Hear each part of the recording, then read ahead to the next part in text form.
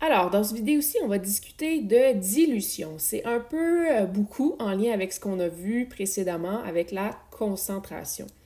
Donc, une dilution, qu'est-ce que c'est? Alors, supposons que vous avez préparé une solution. Donc, vous avez pris votre soluté, vous l'avez dissous dans votre solvant, probablement de l'eau, pour former votre solution.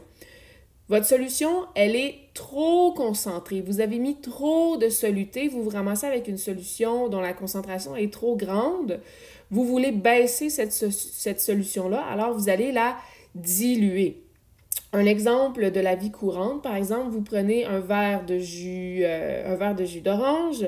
Votre jus d'orange, il est beaucoup trop sucré, il est trop concentré en sucre. Alors à ce moment-là, vous ajoutez de l'eau pour diluer votre verre de jus d'orange pour que le goût soit moins prononcé au niveau du sucre. Donc, une dilution, on passe toujours d'une solution qu'on va dire concentrée à une solution qu'on va appeler une solution diluée. C'est une solution qui va avoir une concentration qui est plus petite, donc une solution moins concentrée. Habituellement, on représente les solutions concentrées par une couleur foncée, comme ça ici, rouge foncé. Et une fois qu'on a dilué notre solution, ben comme le soluté est présent dans une plus grande quantité de solvant, mais votre solution va être un petit peu plus pâle, comme c'est le cas ici. Par exemple, là, si je reviens à l'exemple du verre de jus d'orange, votre verre de jus d'orange concentré, il est orange foncé. Après avoir ajouté de l'eau, habituellement, ça devient orange plus pâle. Donc ça, c'est ce qui s'appelle une dilution. On va regarder ensemble comment on peut faire des calculs de dilution parce que je viens de vous dire, quand nous on fait des dilutions dans la vie de tous les jours, on prend notre solution, on ajoute de l'eau et ça finit là. Mais en laboratoire, c'est important d'avoir des quantités plus précises. Il faut qu'on sache quelle quantité d'eau ajouter, dans quelle quantité de solution, avec quelle quantité de soluté. Donc, ce que l'on va voir dans cette vidéo aussi, c'est comment faire des calculs pour être capable d'avoir des quantités et des données qui sont précises. Alors, commençons tout d'abord avec l'aspect plus laboratoire. Donc, petite mise en situation, vous êtes en laboratoire, vous avez fait votre solution concentrée qui est ici, sur votre gauche, mais vous l'avez fait trop concentrée. Vous avez fait une petite erreur, la solution elle est trop concentrée, vous avez besoin de la diluer. Comment vous allez procéder? Voyez-vous ici, votre solution là, est pratiquement remplie à ras-bord. Si vous ajoutez de l'eau, qu'est-ce qui va se passer? Bien, ça va déborder. En plus, vous allez avoir de la difficulté à bien mélanger votre solution. Donc, juste ajouter de l'eau comme on le fait dans la vie de tous les jours, ici, ça ne sera pas suffisant. On a besoin de procéder avec des étapes qui sont un petit peu plus précises. Donc, quand vous voulez faire une dilution, ce que vous faites en laboratoire, vous allez prélever une certaine quantité de votre solution concentrée, qu'on appelle solution initiale ou solution mère, et vous allez prendre cette quantité-là et vous allez la mettre dans un autre récipient. Donc ici, ce sont des ballons jaugés, des fioles jaugées, donc on va remettre dans notre autre récipient. Donc, on prélève une certaine quantité. On peut utiliser, pour prélever la quantité, une pipette. On peut aussi utiliser un cylindre gradué parce qu'il faut qu'on mesure cette quantité-là. On ne peut pas juste prendre n'importe quel volume. Donc, puis pour savoir le volume à utiliser, on va le faire avec les calculs, ce que je vais vous montrer tantôt. Donc, on prélève une certaine quantité de notre solution mère. On va la mettre dans un autre récipient, comme ça va être le cas ici. Donc là, je vais me ramasser avec une petite quantité de solution ici. Et là, pour l'instant, les deux ont la même concentration. Ma solution mère et ma solution fille vont avoir la même concentration pour l'instant. C'est pour ça que j'ai mis la coloration de la même couleur. Tout ce que j'ai fait, c'est prendre un volume de ma solution initiale et la mettre dans mon deuxième récipient. Une fois que ça c'est fait, qu'est-ce que je vais faire? Bien, je vais tout simplement aller ajouter du solvant qui est dans 99,99999% des cas de l'eau. Alors, j'ajoute un certain volume d'eau selon la quantité finale de solution que vous voulez obtenir. Hop! Et vous mélangez comme il faut et ça va faire en sorte que votre solution fille va être beaucoup plus diluée, va avoir une concentration plus petite que votre solution mère. Donc, solution mère, c'est la solution qui est concentrée, c'est votre solution initiale. Solution fille, c'est ce que vous obtenez après la dilution. C'est votre solution qui va être diluée. Donc maintenant, comment on fait les calculs? Comment savoir quelle quantité de solution initiale à prélever et comment savoir quelle quantité d'eau ajouter pour faire notre dilution? C'est là qu'on a besoin d'une autre formule. Alors, la formule à utiliser est la suivante. C1V1 est égal à C2V2. Donc, j'ai 4 variables dans cette formule-là. Attention, ici, ne faites pas le produit croisé, ça ne fonctionnera pas. Vous allez vous mélanger, en fait, si vous essayez de faire le produit croisé.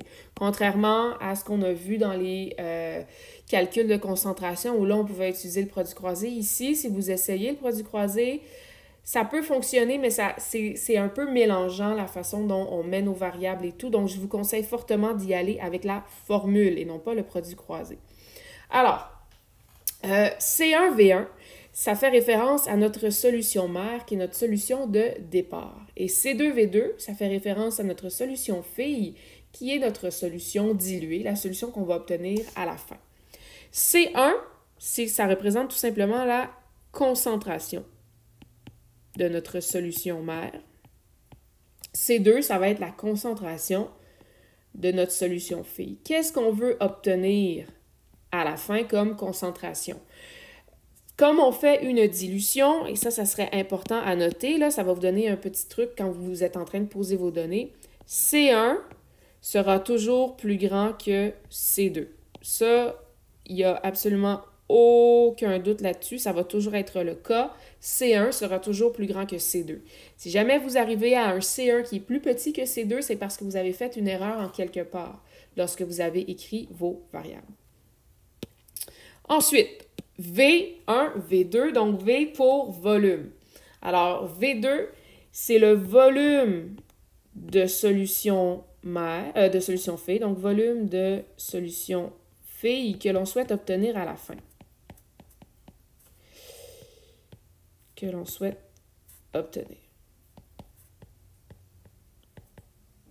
V1 maintenant, et c'est probablement ça qui va plus vous mélanger. V1, c'est pas le volume total de solution mère que l'on a dans notre expérience.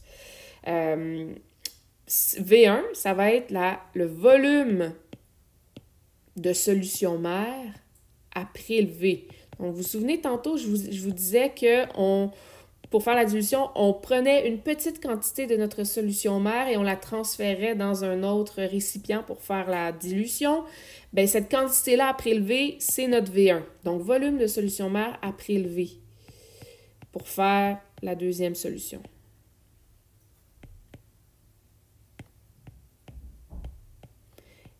Et encore une fois, un petit truc, votre V1 devra toujours être plus petit que le volume numéro 2. Donc, le volume de votre solution mère devra toujours être plus petit que votre volume de solution fille parce que le volume de la solution fille, là, ça inclut le volume que vous avez prélevé dans votre solution mère plus le solvant que vous allez avoir rajouté, c'est-à-dire plus l'eau. Donc, normalement, V2 est toujours plus grand que V1. Si jamais vous avez un V2 qui est plus petit que V1, encore une fois, posez-vous des questions. Vous avez probablement fait une erreur lorsque vous avez posé vos données. Alors, on va tester la formule avec un petit problème, un petit exemple. Donc, allons-y avec l'exemple numéro 1. J'ai 700 ml d'une solution concentrée à 10 g par litre. Quel volume de cette solution dois-je utiliser pour préparer une dilution de 200 ml de volume et concentrée à 3,5 g par litre? Donc là, ici, c'est clairement un problème de dilution, c'est-à-dire que je veux passer d'une solution qui est concentrée à 10 g par litre à une solution qui va avoir une plus petite concentration. J'ai des données là-dedans qui concernent ma solution mère, j'ai des données là-dedans qui concernent ma solution fille. Ce qui va être important, donc, moi, ce que je vous conseille de faire, c'est avec un surligneur et des surligneurs de couleurs différentes, d'aller surligner les infos qui concernent votre solution mère et ensuite surligner les infos qui concernent votre solution fille, juste pour être sûr de bien démêler les deux. Alors, j'utilise le surligneur jaune, je vais commencer pour tout ce qui concerne ma solution mère. Alors, 700 ml, ça c'est ma solution mère. concentré à 10 grammes par litre. Donc, j'ai la concentration de ma solution mère, puis je sais que j'ai en ma possession 700 ml de cette solution-là. Allons-y maintenant avec les infos concernant la solution fille. Donc, préparer une dilution, je veux un volume de 200 ml de solution fille et je veux que cette solution fille-là soit concentrée à 3,5 grammes par litre.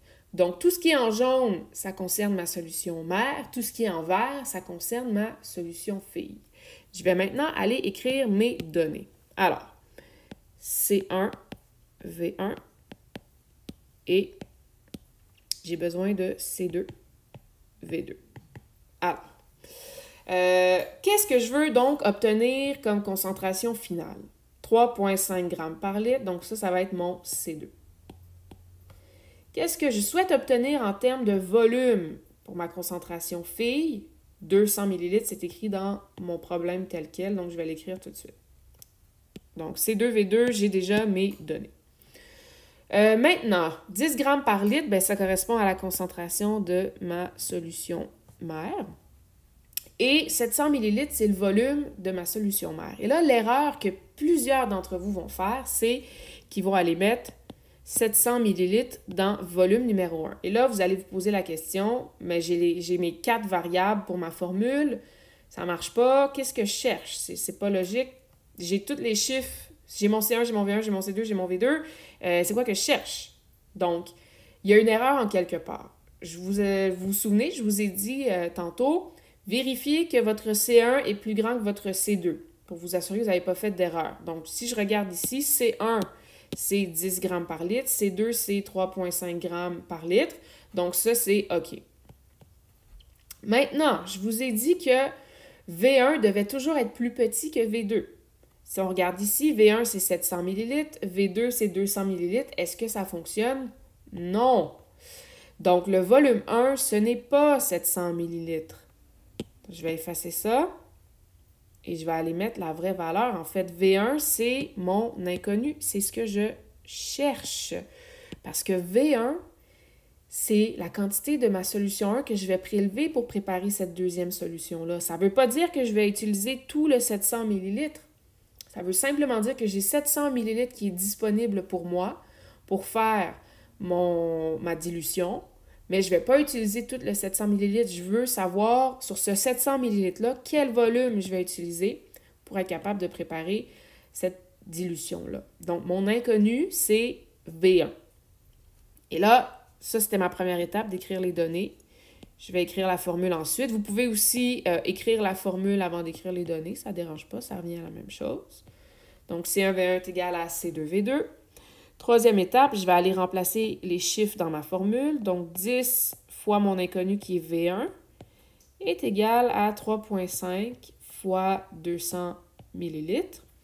Et là, on calcule ça avec la calculatrice que j'ai dans mes mains présentement. Donc, 3,5 fois 200 divisé par 10, ça va vous donner un volume de 70 millilitres. Donc, ça va être votre réponse. Ça correspond à quoi, ça, ce 70 millilitres-là? Je vais essayer de vous expliquer avec un dessin. Donc, ici, on a nos deux solutions. Solution numéro 1 qui est la solution mère concentrée à 10 grammes par litre, dont j'ai 700 millilitres de volume. Solution numéro 2, c'est la dilution que je veux préparer à une concentration de 3,5 grammes par litre et un volume de 200 millilitres. Alors, moi, j'ai trouvé une valeur de V1 de 70 millilitres. À quoi ça correspond, ce 70 millilitres-là, Ça veut dire qu'avec mon cylindre gradué ou ma pipette, je vais aller chercher 70 millilitres de ma solution 1 et je vais aller mettre ça dans mon deuxième récipient. Donc, je mesure le 70 millilitres avec soit une pipette jaugée ou encore avec un cylindre gradué. Donc, j'ai mis 70 millilitres. Ça s'en va comme ça ici, 70 millilitres. Et là, ensuite, qu'est-ce que je fais? Moi, je voulais un volume de 200 millilitres. Donc, tout ce que je vais faire, c'est que je vais ajouter de l'eau dans mon deuxième récipient jusqu'à temps que j'arrive à un volume de 200 millilitres et ça va me donner ma solution diluer.